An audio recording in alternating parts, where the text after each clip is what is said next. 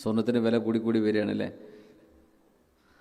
അപ്പോൾ 7000 8000 ഉള്ള കാലത്ത് വിറ്റോലൊക്കെ ഇപ്പോൾ പഠിച്ചവനെ അന്നൊക്കെ എന്തിനാണ് വിറ്റത്, അത് വെച്ചിരുന്നെങ്കിലത്തെ കിട്ടുമായിരുന്നു. അന്നത് വലിയ സംഖ്യയാണ്. വെറുതെ ആലോചിച്ച് തല പുണ്ണാക്കരുത്. ഇനിയിപ്പോൾ ഇത് 1,50,000 1,20,000 വരെ പോകുന്നതാണ് പറയണത്.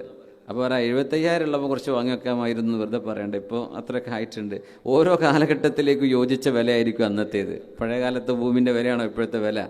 അതുകൊണ്ട് അതൊന്നും ടെൻഷൻ അടിക്കരുത്. അതൊക്കെ അതിൻ്റെ കാലത്തിനനുസരിച്ച് മനുഷ്യന്മാരുടെ മൈൻഡ് അപ്ഡേറ്റ് ചെയ്ത് പോയാൽ മതി. ടെൻഷൻ അടിച്ചിട്ട് കാര്യമില്ല. 20 കൊല്ലം മുമ്പുള്ള മനുഷ്യന്മാരാണോ നമ്മൾ? മാറ്റങ്ങളുണ്ടായില്ലേ എന്ന പോലെ സാധനങ്ങൾക്ക് മാറ്റങ്ങളുണ്ടാവും.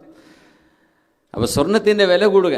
ഖിയാമത്ത് നാളിനോട് അടുക്കുമ്പോൾ നബി സല്ലല്ലാഹു അലൈഹി വസല്ലം ഈ ഫുറാത്തിലെ യൂഫ്രട്ടീസിലെ സ്വർണം കണ്ടെത്തപ്പെട്ട് കഴിഞ്ഞാൽ ലോകത്ത് വലിയ ഇൻഫ്ലേഷൻ വരും.